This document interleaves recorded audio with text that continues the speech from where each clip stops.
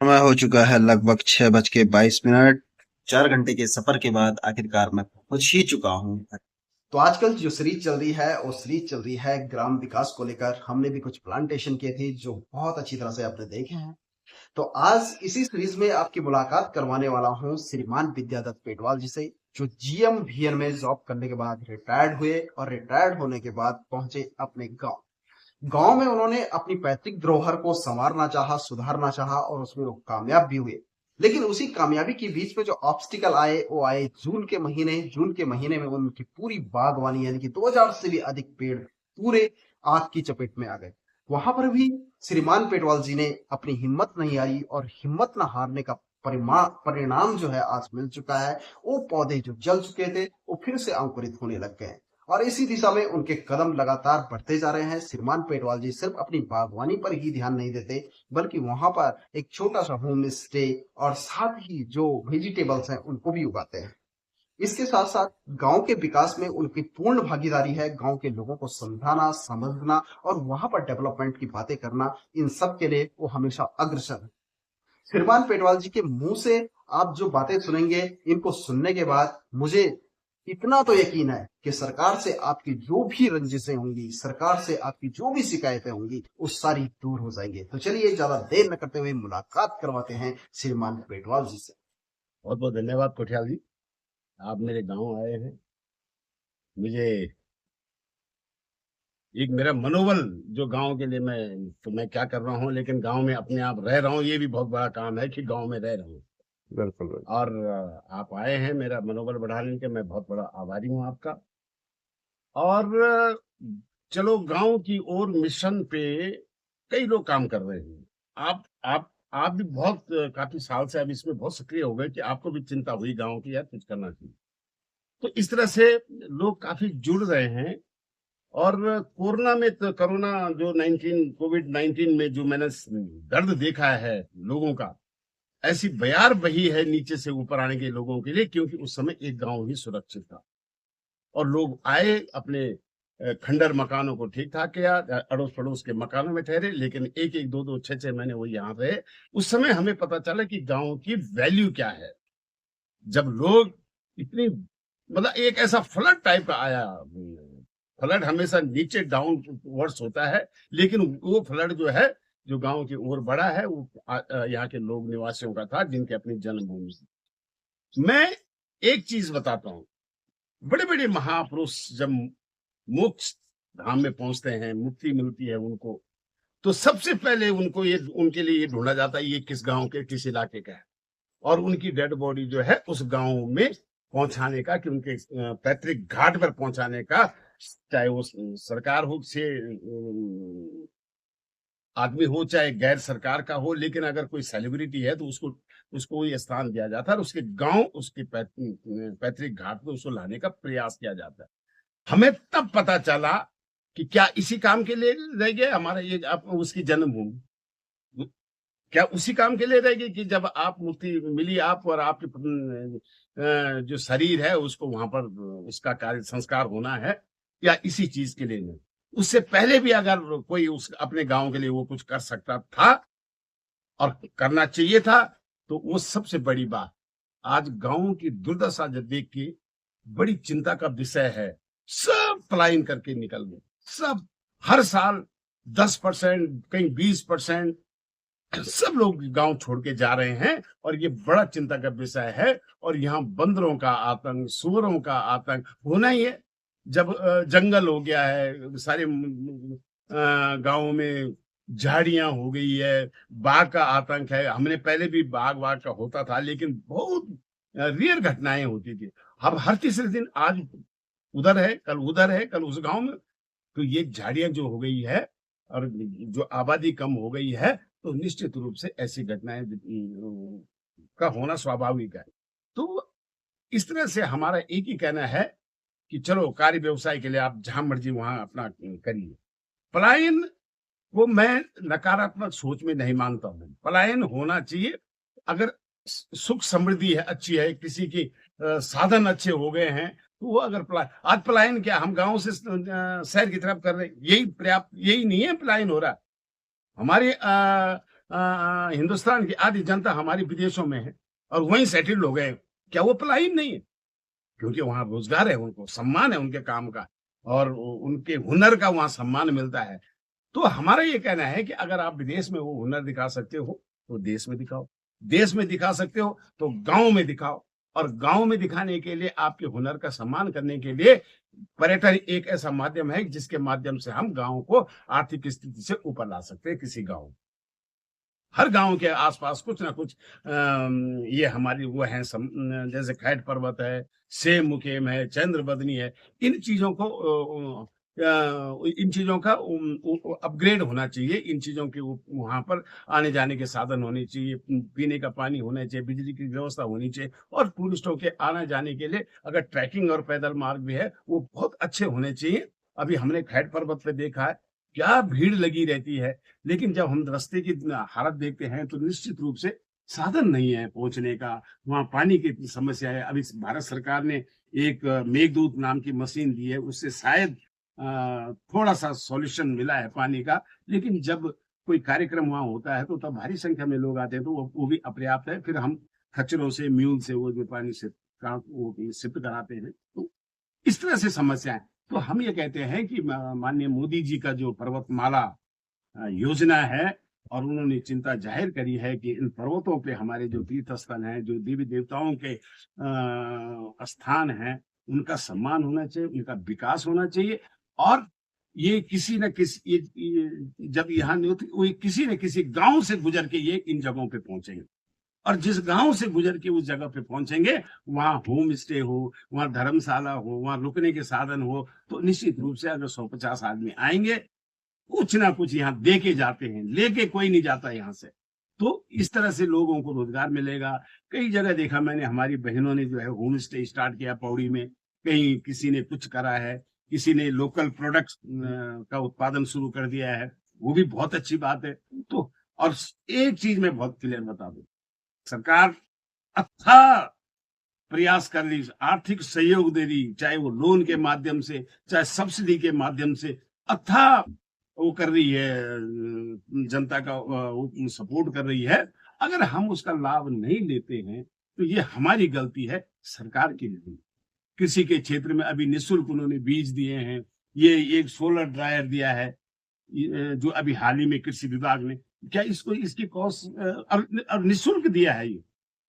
ऐसी ऐसी कई चीजें दी है, त्रिपाल देते हैं, जब ये खेत खलिहान से वो कोई फसल उस घर पे लाते हैं तो उन्हें कब त्रिपाल में बिछा के उसको कूटो पीटो और अनाज के रूप में सुरक्षित करो।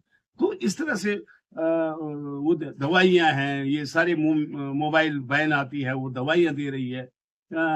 स्कूलों में देखिए आप, स्कूलों में मिड डे, हमने तो कभी सुना भी नहीं था कि मिड डे, अब आज उन्होंने कितनी चिंता जाहिर करी है कि गाँव के स्कूलों में बच्चे जब सुबह आ जाते हैं और शाम को 4 बजे जाते हैं, तो निश्चित रूप से उनको फीडिंग की ज़रूरत होती है।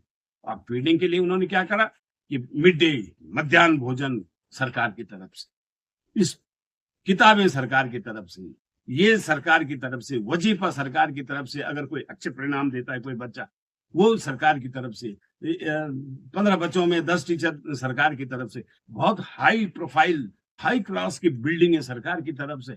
एक बच्चे पे कम से कम सरकार 1 और 1.5 लाख रुपए खर्च करती है, जबकि उनके माँ-बापों का खर्चा नहीं जोड़ा।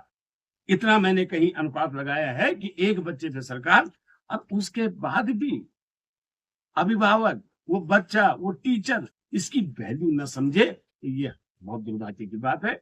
इसका होना चाहिए। अभी कई स्कूलों को बंद करने की बात आ रही है। निश्चित रूप से जब पलायन हो रहा है तो बंद ही होंगे स्कूल और बंद होने की नौबत नहीं आनी चाहिए। उसमें मैंने कभी अभी 15 अगस्त में मुझे भी किसी स्कूल में जाने का मौका मिला। मैंने कहा भैया देखो, आप अपनी उपलब्धि बताइए। आप बताइए कि आपके स्कूल का बच्चा क्या स्टेट का फर्स्ट आया है या डिस्ट्रिक्ट में फर्स्ट आया है या मंडल में फर्स्ट आया है या कहाँ फर्स्ट आया है, मुझे बताइए आप। तो ये आपका आउटपुट है। अगर आपका आउटपुट आप बच्चे के रिजल्ट पे निर्भर करता है, तो आप अगर 10 बच्चे, 2 बच्चे यहाँ से निकल जाएं डेस्टिनेशन में बहुत अच्छी पोजीशन में, तो निश्चित रूप से लोग बाहर से आएंगे। अभी वहाँ रहकर रमोली में देखिए आप, एक केंद्रीय विद्यालय, कहाँ के बच्चे आ रहे हैं वहाँ? क्योंकि केंद्रीय विद्यालय की एक क्वालिटी एजुकेशन है। और जब वहाँ क्वालिटी एजुकेशन है, तो लोगों ने अपने बच्चे उस पहाड़ पे वहाँ रखे हुए। नवोदय में वहाँ बच्चे रखे हुए हैं, कहाँ-कहाँ के बच्चे, छोटे-छोटे बच्चे, क्योंकि उनकी क्वालिटी एजुकेशन है। और ये स्कूल जहाँ आपको इतना अच्छी हैंडसम सैलरी है, इतनी सुंदर व्यवस्थाएँ हैं, बच्चों के लिए मिड डे से लेके, किताबों से लेके, कुर्सी मेज़ तक ये संस्थाएँ देती रहती है। बहुत बढ़िया देखा मैंने सिस्टम, कंप्यूटर लैब बना हुआ है, लेकिन उसको चलाने वाला कोई नहीं, उन बच्चों को सिखाने वाला कोई नहीं। आज डिजिटल इंडिया का टाइम है, कंप्यूटर का टाइम है। सबसे पहले आप स्किल्ड होके निकले बाहर बच्चे। जब तक स्किल्ड नहीं होंगे, आपके अंदर कोई हुनर नहीं होगा। अभी मैं एक उदाहरण देता हूँ कि एक ओखला गैस सर्विस वाले ने कहा है कि कोई कंप्यूटर चलाने वाला बच्चा दे। अब बताइए, उसने ओखला में एक बच्चे को, स्किल्ड वाले बच्चे को, कंप्यूटर इंजीनियर बच्चे को जॉब देने की तैयारी कर दी। और भी काम कर रहे हैं वहां पर, लेकिन एक स्किल्ड आदमी को जो है, जिसको नॉलेज है कंप्यूटर का, वो और हैंडसम तनख्वाह देने को तैयार है।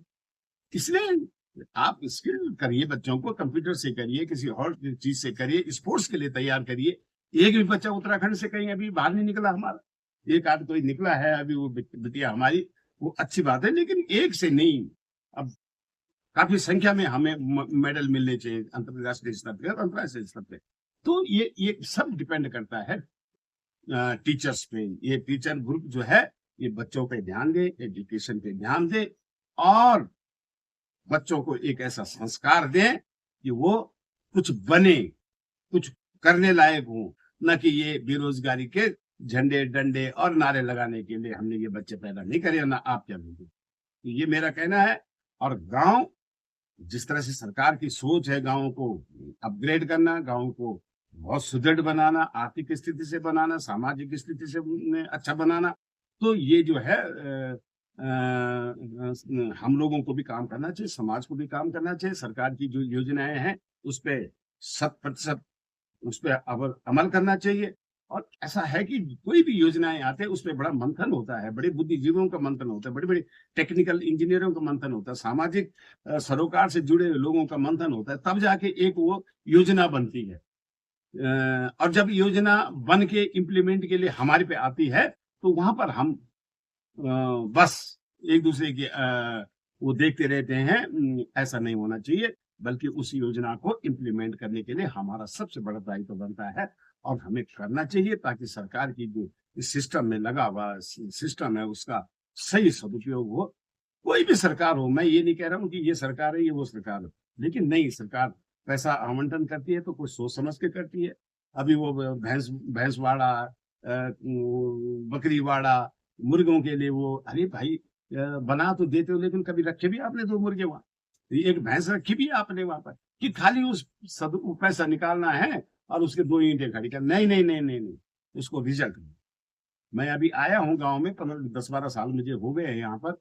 मैंने कोई बहुत बड़ा वो नहीं करा, लेकिन 4 पेड़ और 2000 पेड़ मैंने खड़े करे। इस साल जल भी गए, लेकिन उनके नीचे से जो मैं अंकुर देख रहा हूँ आते हुए, मुझे बड़ी अच्छा लग रहा है कि देखिए ये पेड़ मेरी भावनाओं का, मेरी मेहनत का सम्मान कर रहे हैं कि वो नीचे से अंकुर आ रहे हैं।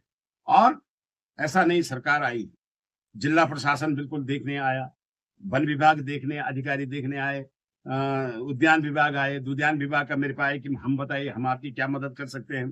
राजस्व विभाग ने कहा कि हम जो नुकसान हुआ उसको हम आपको क्षतिपूर्ति हम दिलाने का, तो चल रही वो प्रक्रिया, मेरे पास मैसेज आए हैं। तो ऐसा नहीं है, सरकार बड़ी चिंतित है यार ये आदमी के लिए। नहीं तो सरकार का क्या लेना देना है मेरे बगीचे से? सरकार का कोई लेना देना नहीं। मैं पेड़ लगाऊं, मैं बिजनेस करूं, मैं, लेकिन सरकार आदमी को जिंदा रखने के लिए हर संभव प्रयास करती है, बगीचे को जिंदा रखने के लिए हर प्रयास करती है। जैसे एक डॉक्टर मरीज के लिए रात दिन एक कर देता है कि ये ठीक हो जाए, ऐसी इन बगीचों को ठीक करने के लिए, पॉली हाउस लगाने के लिए, क्या क्या तार बाड़ लगाने के लिए, एक एप्लीकेशन दो, अगले दिन आपके यहाँ तार बाड़ लग जाएगा शोरों को बचाने के लिए। एक एप्लीकेशन दो, अगले दिन आपको 80% सब्सिडी के बेसिस पे पॉली हाउस लग जाएगा। एक एप्लीकेशन दो, आपको 300 मीटर का पाइप पानी के लिए मिल जाएगा। तो ये देखिए आप, अभी ये जल जीवन मिशन पे जो पिछले 10-1 साल से काम हो रहा है उत्तराखंड में, ये बताइए, हम तो उस जमाने के लोग हैं जब हमने 15-15, 20-20 हजार रुपए खर्च करके तब जाके कनेक्शन लिया पानी का। आज हेड पर वो 10,000 की हाइट पे भी आपका गाँव और घर है, मकान है, तो वहाँ निःशुल्क पाइपलाइन से पानी पहुँचा दिया सरकार ने जल मिशन के तहत और 1 पैसा नहीं लिया है। सोचिए आप, और हर घर को नल दे दिया है और निःशुल्क जल दे दिया है। तो ये कोई छोटी-मोटी कोई बात है कि किसी समाज के लिए इतना बड़ा करना, किसी गाँव क्षेत्र के लिए इतना बढ़िया करना। तो थोड़ा-सा ये है कि हमारा एक रिक्वेस्ट है कि कर बहुत रही है, लेकिन थोड़ा-सा उसमें सरकार जो लोग यहाँ बैठे हुए हैं गाँव में, उनकी भावनाओं का भी सम्मान करना चाहिए। उनको भी असली पीड़ा वही समझते हैं गाँव में, क्या परेशानी है। तो जिस अनुपात में आपका विकास शहरों में हो रहा है, उसी अनुपात में गाँव में भी वो विकास होना चाहिए। चाहे वो इंटरनल गाँव के अंदर सड़कें हों या पैदल मार्ग हो, स्ट्रीट लाइट हो, पानी के पर्याप्त व्यवस्था हो, नियमित खुल जाए पानी, बिजली की व्यवस्था हो, और भी कई चीज़ें हैं जो गाँव के अनुपात में, उसमें शहर के अनुपात में गाँव में भी ये काम होना चाहिए, तब जाके लोग रुकेंगे यहाँ।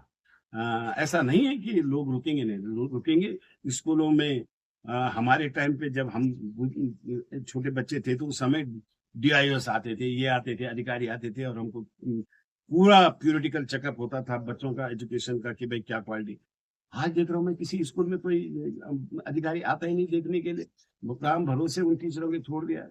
दूसरा सबसे महत्वपूर्ण बात जो है, बच्चों को टीचरों को 8 किलोमीटर अपनी तैनाती के रहने का बिल्कुल सख्ताई से जिला प्रशासन हो चाहे शिक्षा विभाग हो, वो इसको सुनिश्चित करे।